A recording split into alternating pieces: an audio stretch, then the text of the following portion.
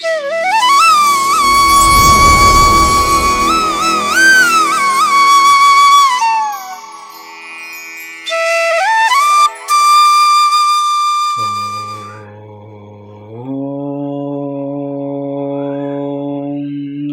సమర్థ సద్గురు సాయినాథ్ మహారాజ్ కి జై.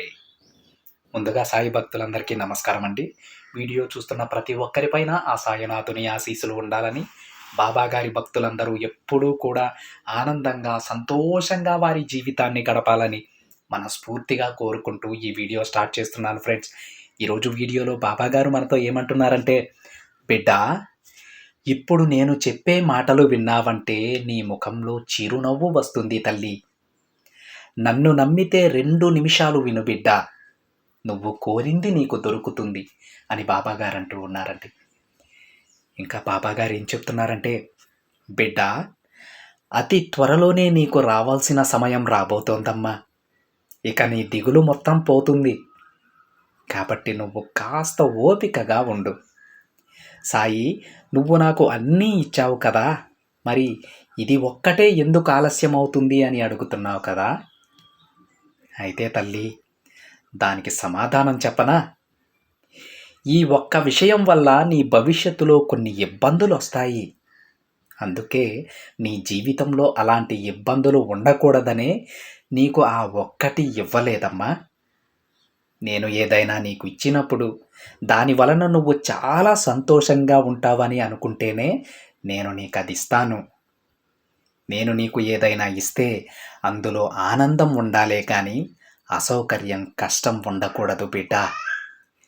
నీ కోరికకు తగ్గ ఇబ్బందులు, వాటి వల్ల ఏర్పడే కష్టాలు, వీటన్నింటినీ సరిచేసి నీకు కావాల్సింది నీ చేతుల్లో పెడతాను. అందుకు కొంత సమయం పడుతుంది బిడ్డ. ఎలాంటి పరిస్థితుల్లో కూడా నమ్మకాన్ని వదలకు. నిన్ను అర్హత గల విధంగా నేను మార్చాను.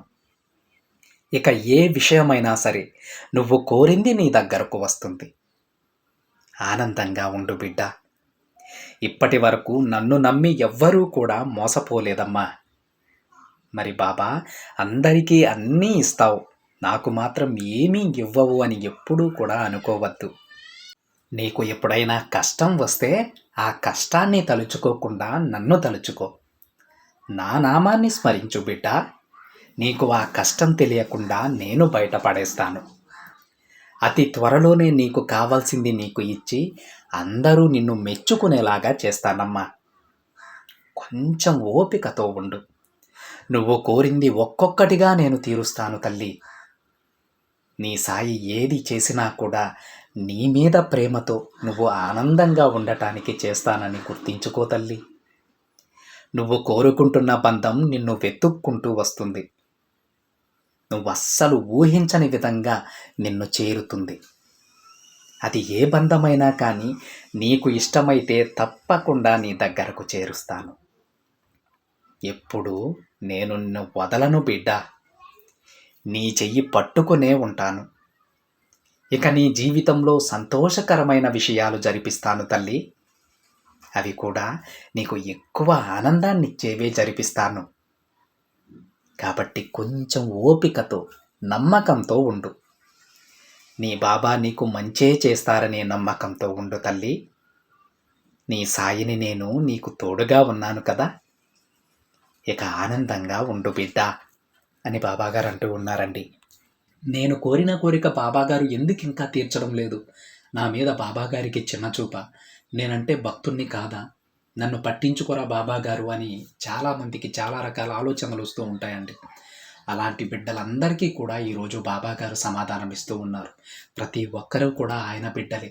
ఒకరు ఎక్కువ కాదు, మరొకరు తక్కువ కాదండి. కానీ మీ కోరిక తీరడానికి ఎందుకు ఆలస్యం అవుతూ ఉందంటే, మీరు దానివల్ల భవిష్యత్తులో ఇబ్బంది పడతారు. దానివల్లే బాబాగారు మీ కోరికను ఇంకా తీర్చలేదండి. దానివల్ల మీకు కలిగే ఇబ్బందులను మొత్తం సమసిపోయాక తప్పకుండా ఆ కోరిక తీరుస్తారు. మీరు ఊహించరు, మనకు తెలియదు ఎలాంటి ఇబ్బందులు వస్తాయో.